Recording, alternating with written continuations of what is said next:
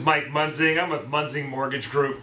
Each week I like to make these videos, bring you the latest updates of what's going on in the real estate market, the lending world, a little bit of politics, kind of keep all that chiming in there and keeping you and your clients up to date with what's going on. If you recall last year, it seems like it's been almost a year since I got elected to the Central Committee for the Republican Party here in Orange County. Don't hold that against me if you're a Democrat, but it was kind of fun. Finally got sworn in on Monday. Very exciting, big crowd. My brother's out there in the crowd with the camera, so it made it very entertaining to have that on Monday. So now we're past that, and let's get on to what the rates did for the week. They had a slight dip a couple of weeks ago, which has held up this week. So we're hanging in at some pretty solid levels. Once again, bringing up the rate sheet. You can find it on my website at www.mikemunzing.com. Go onto the site, print up the rate sheet, look through all the tools and flyers and marketing material. Some good things for you to bring to your open house, share with those buyers as they come through, maybe hook them, get you out there in the streets and selling them a home. Okay, this week I want to jump into Stephen Thomas's housing report that he puts out every couple of weeks. Once again, Stephen is a owner in a real estate company down south here, but also a statistician. Fantastic guy, knows the market.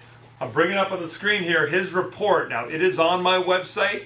It's got, I think it's 6 pages this week. Fantastic. Look at Orange County, and absolutely breaks this market down into all different aspects that you should print up, read through, and really get an idea what's going on. Let me cover a couple of highlights here. Stephen is seeing that this market is becoming kind of like 2009. He's really expecting it to heat up. We've seen some revitalized numbers as we head quickly into the year. Now, when he checks the pulse of the market, he makes a point in the beginning of the report that he looks at the pending sales versus closed sales, much more indicative of what the actual market is doing today rather than 60 to 90 days ago. Being there's a lot of short sales, those are in the market, or those are in escrow quite often for a long time. And right now the fallout of escrows is still running around 19%, often because of these short sales.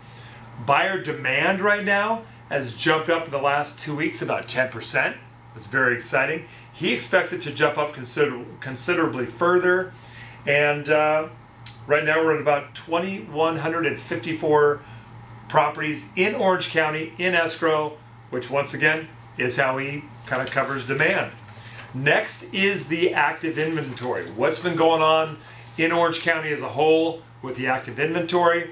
It's jumped up again above 10,000 properties. Seen a little bit of an increase of about 238 homes in the last 2 weeks, which is great.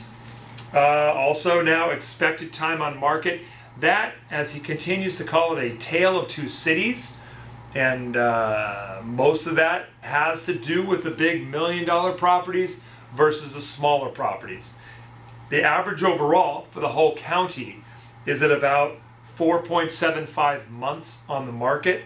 But if you get up over $1 million, currently, though it's dropped a little in 2 weeks, you're still at 10.67 months. As you get further up into the higher prices, that kicks out even further. Obviously, for the smaller price homes, much, much less. But once again, tale of two cities on that. And finally, he covers the distressed market, the short sales and foreclosures. Not a lot of change on that. Obviously, as I mentioned on my foreclosure report, still a lot we're dealing with the banks and what they're doing and how they're addressing that. Finally, what I want to bring up is just a sample of one of the charts. He breaks it down by city and lets you know exactly every 2 weeks what's going on, gives a little history. Print that up as well. It's all part of the report once again, and take that with you, read it, learn it, gives you something educated to talk to your buyers about and your sellers so you give them the right advice. Okay, if you've been watching the news at all, you know that the president of Chinese has been in town this week, meeting with Barack Obama. I found a great video that analyzes that with Judge Napolitano and Neil Cavuto over on Fox. If you've also been watching the news, Donald Trump has been talking about maybe running for president, and his big push is against China as well. So kind of ties it all together. But here's a little clip that that analyzes Trump's beliefs on putting tariffs on China.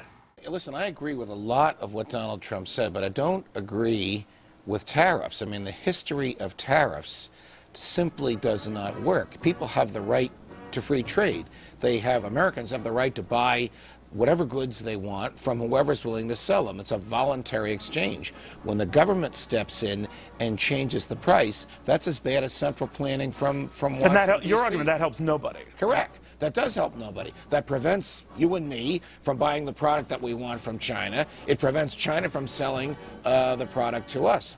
Now, in addition to the tariffs, we've got this whole debt scenario where we're borrowing like banshees from China. Let's see what they mention on that.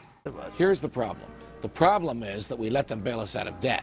The problem is that they owe too much of our debt. The problem is that we're reliant on them to buy bonds when we need cash. If we had stopped that habit, if we had gotten out of that bad habit, then we wouldn't have to kowtow to them. But we're in other words, if we got our spending under control, our deficits under control, our debt under control, they hold no chits. Correct. Correct. And then we could deal with them like we deal with any other country. But what President Obama is going to say to them is, don't manipulate the market, but keep loaning us money when we want it. If we could stop the spending and stop the borrowing, we'd be in a stronger position with them.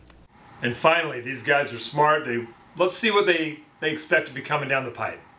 So all these visits, one after another, nothing changes. In that respect, I'm 100% in Donald Trump's camp. The visit is a charade. Any deals that they come up with will be minuscule. It will not affect our relationship.